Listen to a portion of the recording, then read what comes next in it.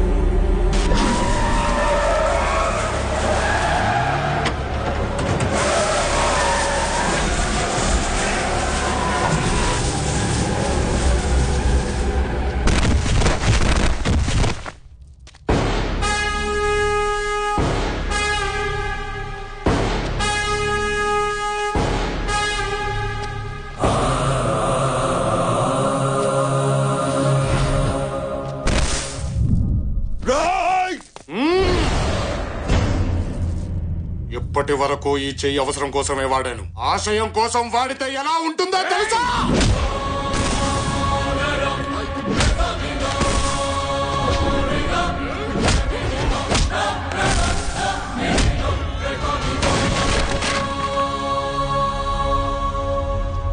నా దేహం నీదా, చచ్చినా వదిలిపెట్టవా?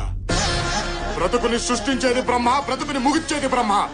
ఆ రెండిటి మధ్యలో వాడు దొంగవుతాడో దొరవుతాడో, నీ పొగుడవుతాడో బ్రహ్మ రాతను మార్చడానికి నువ్వెవడివిరా? మా గురించి, ఈ ప్రాంత చరిత్ర గురించి తెలియకుండా మాట్లాడుతున్నా. చరిత్ర సృష్టించేవాడెప్పుడు చెప్పినాడు, గుండె తమ్ముల్లో నుంచి పుడతాడు, నిలబడతాడు, మొదలు పెడతాడు. చరిత్ర సృష్టించే తిరిగి వెళతాడు. అది కాదనుకుంటేనే ఇలా కొట్టానంటే, ఒక్కసారి ఊరు నాది, వంశం నాది, జనాలు నా వాళ్ళు, వాళ్ళ సమస్య నాది అని అనుకుని కొడితే అది నీ ఇంకో 10 తరాలు నీ వంశంలో మగబిడ్డ పుట్టాలంటేనే భయపడతాడు. నేను నిలబడ్డ ఈ నేల మీదొట్టు, నన్ను తాకుతున్న ఈ గాలి మీదొట్టు, నన్ను నీ మీద కొదులుతున్న నా వంశం మీదొట్టు, నన్నే నమ్ముకున్న ఈ జనం మీదొట్టు.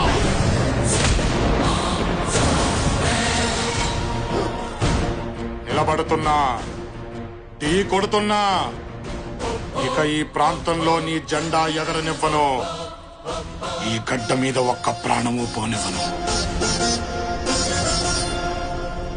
కెలకొద్దు.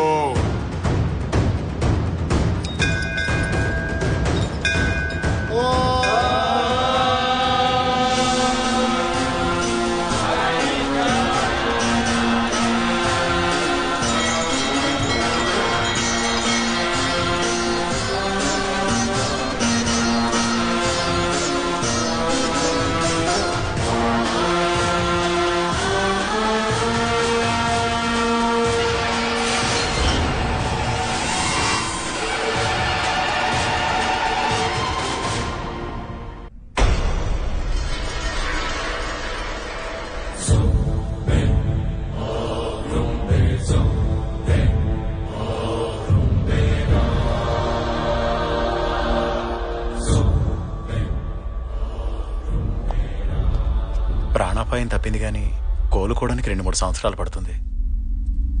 ఆ బతుకు అవసరమా? బిడ్డ బ్రతికుండడం మన అదృష్టమే కదండి.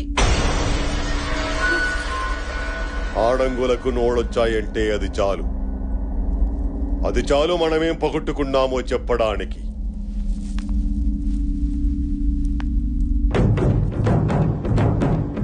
వాడు తాంబూలం తీసుకోలేదు, బరిలోకి దిగలేదు, కత్తి పట్టలేదు, ప్రాణాలు తీయలేదు. గెలిచాడు. జనం జై కొట్టారు, వేద పండితులు ఛత్రం పట్టారు. వాడక్కడున్నాడు, మనం ఇక్కడున్నాం.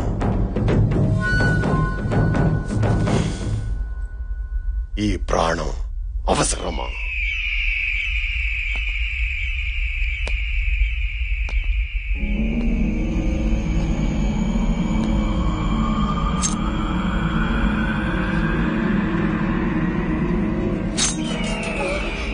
ముయ్యండి.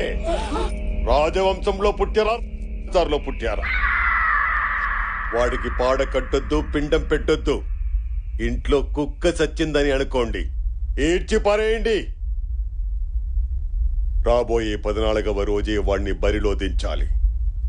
జై కొట్టిన జనాల ముందే వాడి తల కొట్టాలి.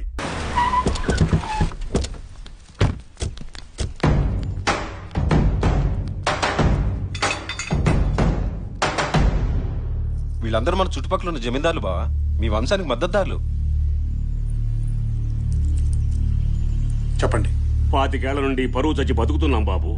ఇన్నేళ్ల తర్వాత తాంబూలం రోజే శత్రువుని పరిగెత్తించావు. రేపు బరిలో మీ వెనకాల మేమందరం ఉంటాం బాబు. ప్రాణం పోయినా పర్వాలేదు. అయితే ఓ పని చేయండి, మీ పంట పొలాలు మొత్తం తగలబెట్టండి, మీ ఇళ్ళన్నీ కూల్చేయండి. పంట తగలట్టేస్తే తిండిలా బాబు? ఇళ్ళన్నీ కూల్చేస్తే ఎక్కడుండాలి బాబు? చచ్చేవాడికి తిండెందుకు, ఇళ్ళెందుకు? 6 నెలలు కష్టపడితే వచ్చే పంట మీద మీకింత మమకారం ఉంది. 10 ఇటుకలు పేర్చుకుంటూ కట్టుకున్న ఇంటి మీద మీకింత ప్రేమ ఉంది.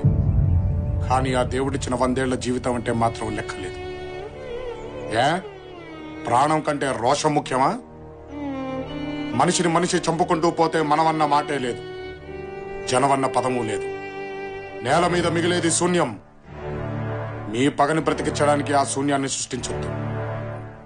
ఇక నుంచి ఈ ప్రాంతంలో తాంబూలాలు లేవు, తన్నుకోడాలు లేవు. ఎవరి బ్రతుకులు వారు బ్రతకండి. నీ ఆలోచన మంచిదే బాబు, మాకు బతకాలనే ఉంది, కానీ అవతల వాడికి లేదు. మీ నాన్నగారు ఓడిపోయాక మీ కొండగా ఎవరూ ఉండకూడదని మగబిడ్డలందరినీ చంపేస్తుంటే 2000 మందిని ఊరు దాటించాం. కానీ వాడు వెతికి వెతికి చంపించాడు. అందులో ఎందరు మిగిలారో తెలియదు. మీరొచ్చాక కూడా ఈ దిక్కుమాలిన బతికే బతకమంటారా? అక్కర్లేదు. నా అనేవాళ్లు లేని బ్రతుకెలా ఉంటుందో నాకు తెలుసు. ఇక నుంచి ఏ కంట్లోనూ కన్నీటి బొట్టు రాలదు, ఏ ఇంట్లోనూ కడుపు కోత వినిపించదు. మిమ్మల్ని అందరినీ కలిపే బాధ్యత నాది. నన్ను నమ్మండి.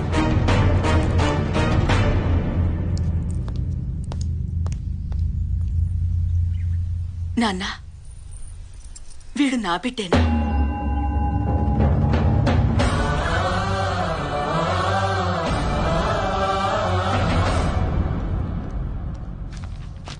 ఇందులో కొత్త ఉంది. 70 ఏళ్లుగా జరుగుతున్నదే. పైగా అదో పండగలాగా చేసుకుంటారట కదా. పోలీసులు రాకూడదు, కేసులు పెట్టకూడదు అంటూ మీరే రూల్స్ పెట్టుకుని ఫాలో అవుతున్నారు కదా. రూల్స్ ఫాలో అవడానికి అదేమీ మేధావులు రాసిన రాజ్యాంగం కాదు, వేదాల్లోంచి పుట్టిన సాంప్రదాయం కాదు సార్. ఒక కలెక్టర్గా అక్కడ గొడవలను ఆపాల్సిన బాధ్యత మీదే. అఫ్ కోర్స్, దానికి అక్కడ ఉన్న వాళ్ళంతా ఒప్పుకొని ముందుకు రావాలి కదా. ఎందుకు రారు సార్?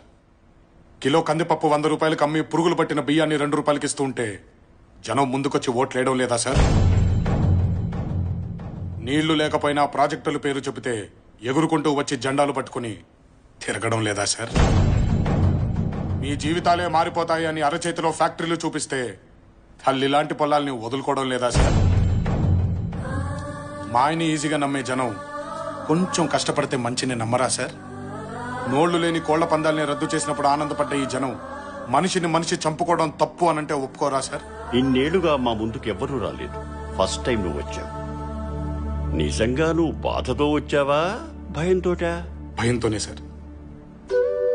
ఏ బిడ్డ చనిపోతే ఏ తల్లి కళ్ళల్లో నీళ్లు చూడాలోనన్న భయం సార్. ఏ తండ్రి చనిపోతే ఏ బిడ్డ అనాథగా రోడ్డు మీద పడతాడోనన్న భయం సార్. కానీ ఎంత భయపడే గుండెల్లో మీరు భయపడే నిజం కూడా ఉంది సార్. మీ కాగితంతో పని కాదు, కత్తే పట్టాలనుకుంటే 5 నిమిషాలు సార్. Just 5 minutes. కంప్లైంట్ ఇవ్వడానికి ఆ కాంపౌండ్ లో ఒక్కడు కూడా మిగలడు. అది జరగకూడదనే మీ దాకా వచ్చాను సార్. దయచేసి నా దాకా రానివ్వకండి. ఒక సిటిజన్గా నీ కమిట్మెంట్ నాకు నచ్చింది. ఒక ఆఫీసర్గా నా డ్యూటీని పూర్తి చేస్తాను. All the best.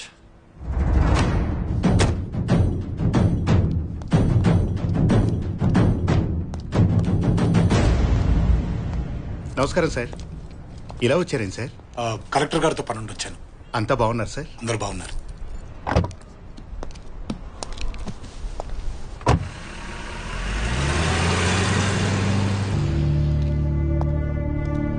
సార్ బండి రెడీ సార్. వాడికి సల్యూట్ కొట్టావేంట్రా? ఆయన వీరదుర్గం రాజావారి వారసుడు సార్. హైదరాబాద్ లో అనాథలా బతికిన వాడు వీరదుర్గం కోట్లకి ఎలా వచ్చి పడ్డాడు?